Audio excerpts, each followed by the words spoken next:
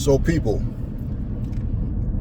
I didn't watch the show, but I did see the segment with Jordynne Grace. Jordynne Grace did last night one of the most corniest and repetitive things with a slight little twist. She talked about where she is right now in NXT and the matches she's won and lost, that she starts questioning herself. Does she belong here? Right? Does she belong in the WWE? And then I sat here and I started laughing. The only difference in her little speech, everybody else says, I've always wanted to be in the WWE since I was a little girl, a little boy, right? She says, I'm not going to stand here and tell you that I've always, since I've been a kid or whatever, I've always wanted to be in the WWE. She said, but I did everything that I could to get here, right? I did everything, that I could for them to notice me, and they did. And then, basically, this little tiny ass building that they're in for this NXT little studio wrestling shit that they're doing. And basically, I'm sitting here like, wow, she went there. Not shocked, but remember, all of us that's been watching Jordynne Grace in TNA said, man, this isn't the Juggernaut. This is all that is just a little name, a little nickname. That's it.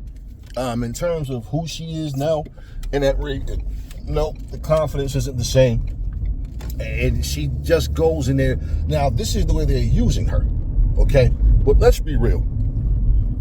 You know how I feel about Jade Cargill. But if you ask most people, who's the better wrestler, Jordynne Grace or Jade Cargill, I guarantee you, Jordynne Grace would win that vote by a far margin. I guarantee you. So why is it that Jordynne Grace, who's been wrestling pro for 13 years, okay, and Jade Cargill, who's been wrestling pro less than 5, this may be now, maybe they have 4, like less than 5 years, or maybe, almost 5 years wrestling pro, okay? Why is she the queen of the ring?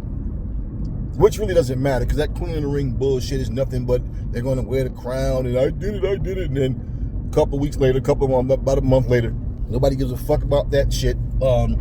We've had too many goofy gimmicks that was king or queen, well, mostly king of the ring, but too many goofy ass silly gimmicks that didn't do any justice to this king or queen of the ring shit. But this is WWE style, their brand of goofy silly shit. Okay. Now that being said, right, a 13-year fucking veteran, and Jordynne Grace is only like 27, 28 years old, something like that. A 13 fucking year veteran is standing here saying she doesn't know if she belonged in fucking NXT, a fucking developmental, because she's losing to fucking developmental wrestlers and shit.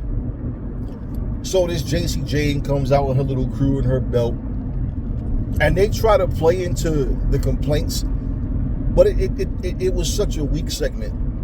I can only imagine how the rest of the show went. And JC Jane is talking about she's the champion that people are saying nobody wants and all that, but I'm here, I'm on top of my game, and blah, blah, blah, and whatever. And they start to jump Jordynne Grace and this Mariah May, whatever her new name is, something Blake, whatever, she comes and run out for the save. And I'm like, look at these two. Look at what these two are capable of doing. Yet they're in a fucking developmental. But hey, it's what they agreed to.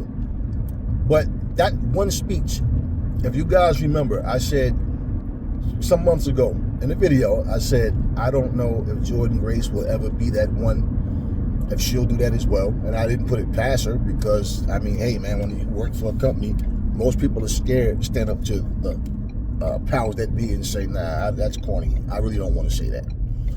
Maybe she did say something like that, and that's why they tweaked the whole I'm not going to tell you that I've always wanted to be in WWE since I was a little girl and all that, but I did everything to be here.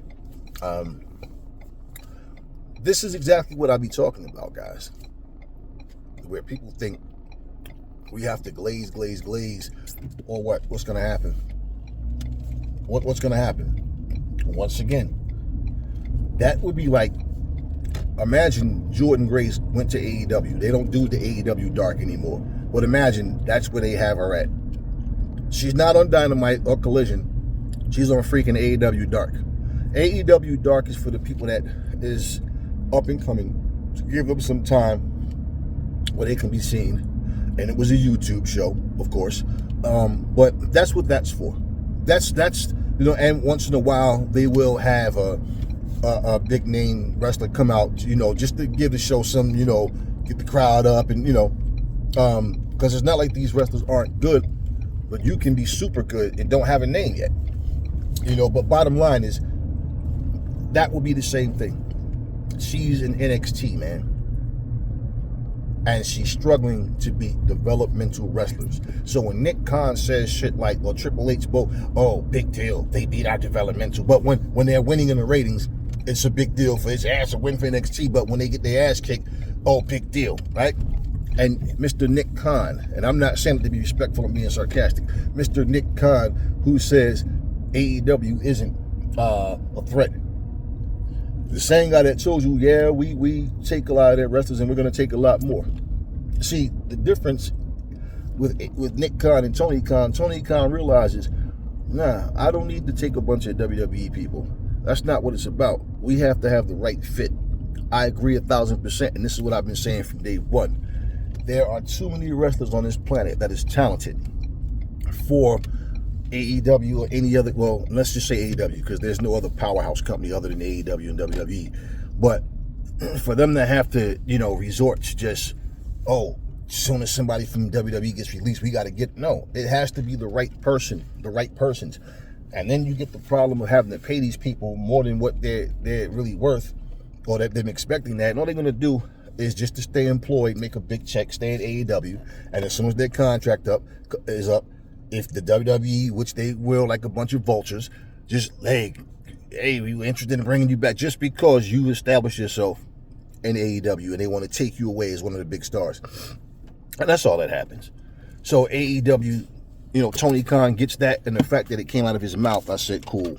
I'm glad that he gets that, because AEW and the fans deserve better than that. The wrestlers deserve better than that. And I wouldn't want somebody wrestling for my company that's there just for the paycheck. So, yeah, I just, when I saw that segment, I said, wow. Yeah, not shocking, like I said, but here's a 13-year veteran that's still in her fucking 20s, losing to people that's been wrestling a lot less than her. Stephanie back here and Julia have already made it to the main roster, yet Jordynne Grace, the juggernaut, Mrs. I'ma shock everybody at the Royal Rumble, she's stuck in NXT. If you go by the way they treat these people, it shows you how far more than likely they will or will not go going forward. I guess when she finally does come to Raw, SmackDown, her and Ivy now can have a battle of the midgets, of the muscular midgets bout, and you know, yeah, let's have the battle of the muscular midgets match, and you know, let's just keep them mid-level. We'll see. I know Jordynne Grace deserves better than that, but if she accepts that role, that's on her. So how things go, like I said, I didn't watch the show. I'm not even going to. I had no interest. I just didn't. And I will tell you this, though. I know what's going to happen on SmackDown, which I'm not going to tell you because it was taped. But when you waste your time this Friday night watching it, don't say I didn't tell you so. But hey, man, it is what it is. That's all I got for you guys right now. Catch you guys on the next video.